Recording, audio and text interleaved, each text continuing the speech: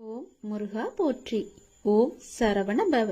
என் அன்பு குழந்தையே, யாருக்கும் தெரியாமல் இது நீ தனிமையில் கேள்.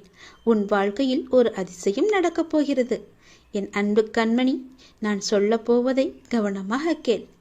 விதி கற்றுத்தரும் வாழ்க்கை பாடத்தை சரியான தருணத்தில் கற்றுக்கொள்ள நாம் தவறினால் அதே பாடத்தை மோசமான தவறான நேரத்தில் மீண்டும் விதி நமக்கு கற்றுத்தந்துவிடும்.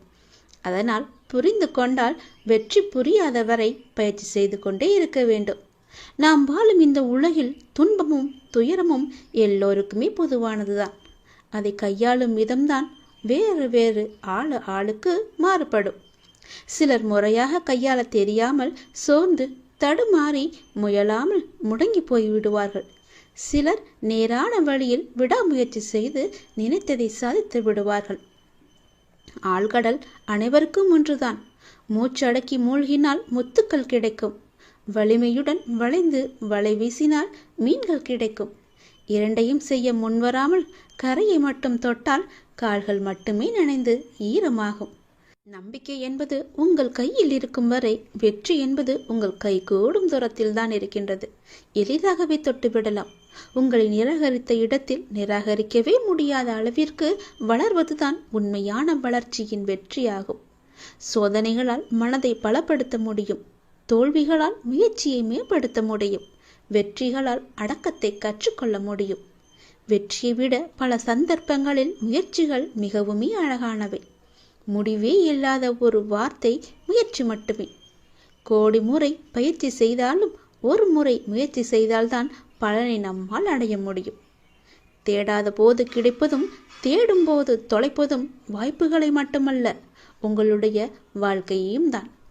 நான் சொல்வது உங்களுக்கான வாழ்க்கைக்கான பாடம். இதை நீ எடுத்துக்கொள்வதும் எடுத்துக்கொள்ளாமல் கைத்தட்டி விட்டு போவதும் உன்னுடைய மனதில் தான் இருக்கிறது. அதை நீ எடுத்துக்கொள்ளும் விதத்தில் தான் இருக்கிறது.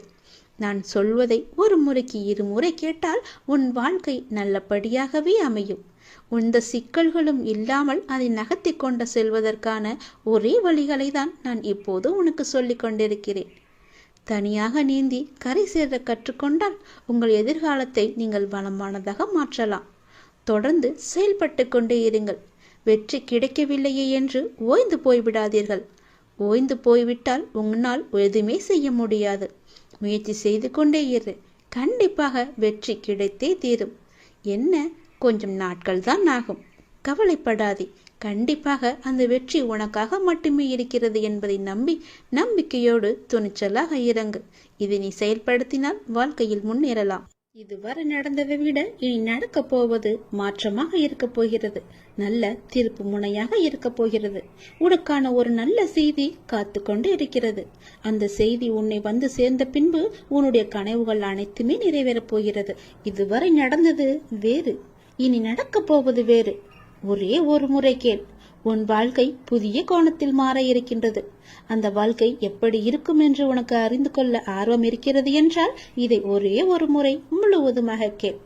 அன்பு குழந்தையே, தைரியமாக நம்பிக்கையோடு நீ செயல்படு. இந்த வயதில் நீ உழைக்காமல் வேறு எந்த வயதில் நீ உழைக்கப் போகின்றாய்? சோர்வு, தோல்வி இவை அனைத்தையும் நீ தூக்கி எறிய வேண்டும். அதனால் வார்த்தையை பேசும்போது ஒவ்வொரு வார்த்தையும் நீ யோசித்து பேச வேண்டும். உன்னை கோபப்படுத்தும் சூழ்நிலை வந்தாலும் அமைதியாக நீ இருக்க வேண்டும். கோபத்தில் பொறுமையையும் நிதானத்தையும் நீ இழக்கக்கூடாது.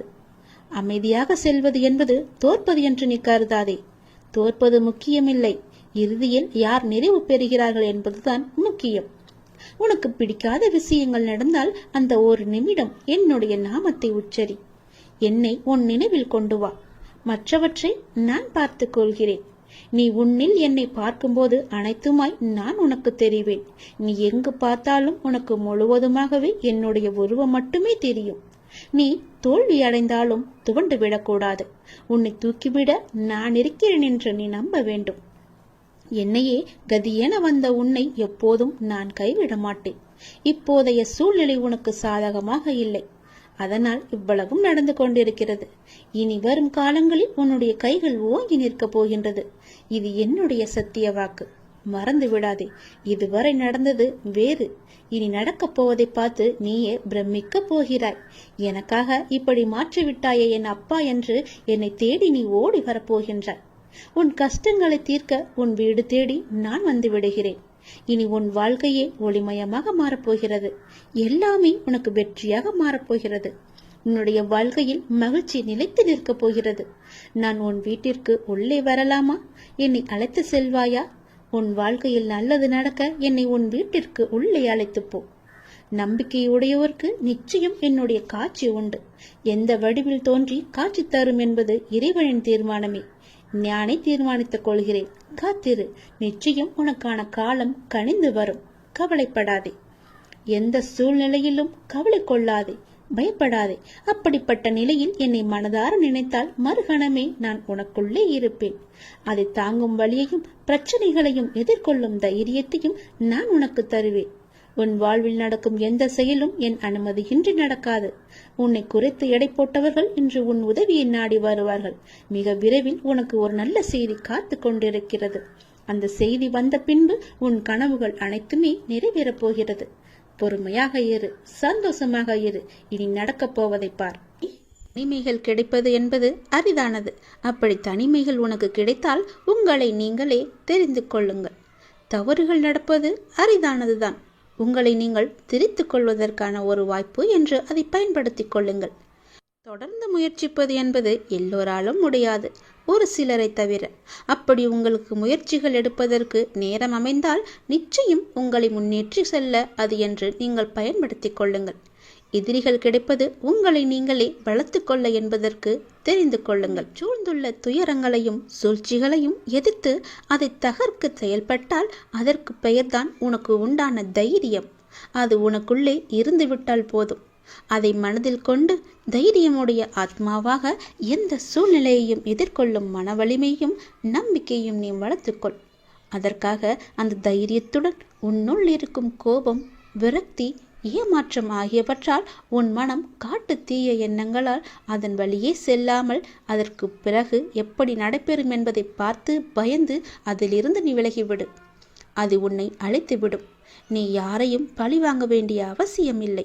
அவருக்கு உரிய வினை பயனை அவர்களை நிச்சயம் போய் சேரும்.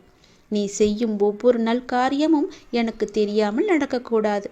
அதை போலவே நீ செய்யும் எந்த ஒரு விஷயத்தையும் நான் பார்த்து கொண்டுதான் இருக்கிறேன் என்பதை நீ புரிந்து கொள்ள வேண்டும். நீ செய்யும் ஒவ்வொரு காரியமும் எனக்கு தெரியாமல் நடந்தால் அதற்கு பிறகு உண்டான விளைவுகளை நீதான் சந்திக்க நேரிடும்.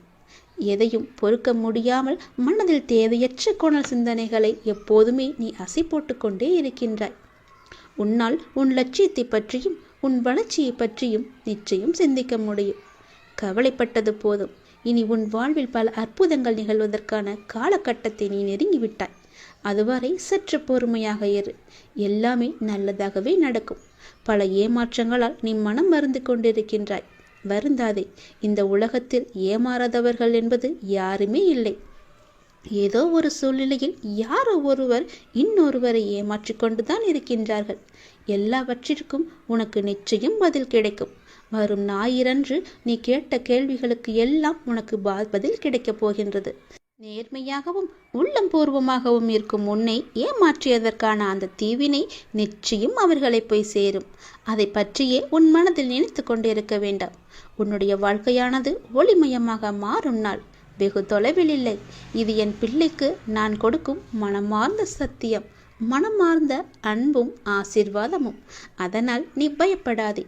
எங்கும் எதிலும் பொறுமையோடு இரு. உனக்கு அனைத்து நல்ல பண்புகளையும் நான் கொடுக்கின்றேன். உன்னுடைய கர்ம பலனை கழித்து வருவதால் உனக்கு எல்லாமே இப்போது தாமதமாகி கொண்டிருக்கிறது. நம்பிக்கையை மட்டும் கைவிட்டு விடாதே. என்னை நம்பு. யார் கைவிட்டாலும் நான் உன்னை கைவிட மாட்டேன்.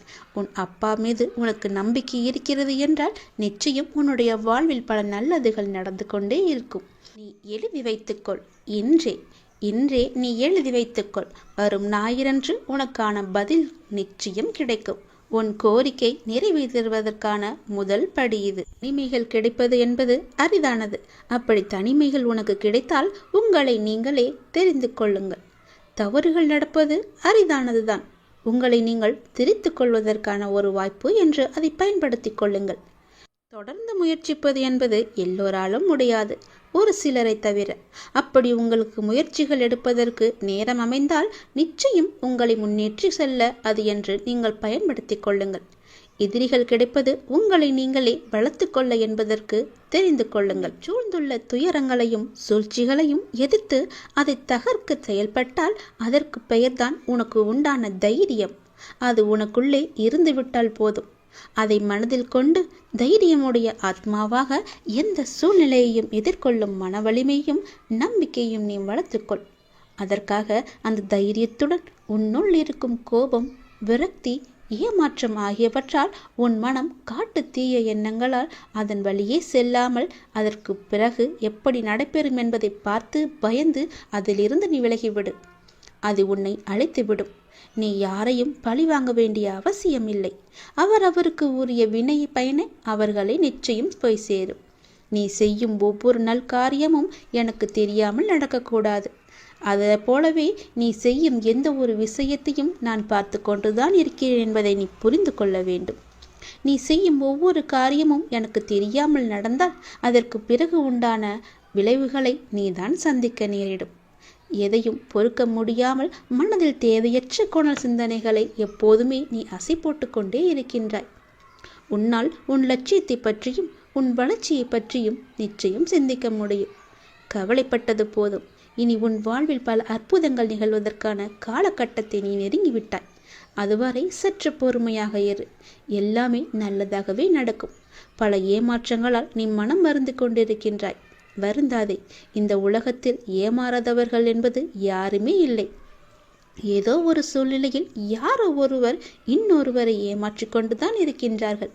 எல்லாவற்றிற்கும் உனக்கு நிச்சயம் பதில் கிடைக்கும். வரும் ஞாயிறன்று நீ கேட்ட கேள்விகளுக்கு எல்லாம் உனக்கு பதில் கிடைக்கப் போகின்றது. நேர்மையாகவும் உள்ளம் பூர்வமாகவும் இருக்கும் உன்னை ஏமாற்றியதற்கான அந்த தீவினை நிச்சயம் அவர்களை போய் சேரும். அதை பற்றியே உன் மனதில் நினைத்து கொண்டிருக்க வேண்டாம். உன்னுடைய வாழ்க்கையானது ஒளிமயமாக மாறும் நாள் வெகு தொலைவில் இல்லை. இது என் பிள்ளைக்கு நான் கொடுக்கும் மனமார்ந்த சத்தியம், மனமார்ந்த அன்பும் ஆசீர்வாதமும்.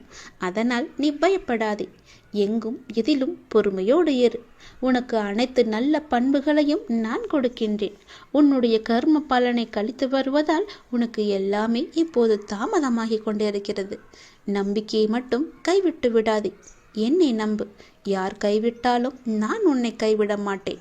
உன் அப்பா மீது உனக்கு நம்பிக்கை இருக்கிறது என்றால் நிச்சயம் உன்னுடைய வாழ்வில் பல நல்லதுகள் நடந்து கொண்டே இருக்கும். நீ எழுதி வைத்துக்கொள். இன்றே நீ எழுதி வைத்துக்கொள். வரும் ஞாயிறன்று உனக்கான பதில் நிச்சயம் கிடைக்கும். உன் கோரிக்கை நிறைவேற்றுவதற்கான முதல் படி இது. நீ மறந்தாலும் உன் வேண்டுதலை நான் மறக்கவில்லை. சரியான காலத்தில் எல்லாமே நிறைவேறப் போகின்றது. நீ எனக்கு வைத்த வேண்டுதல் பல இருக்கின்றது.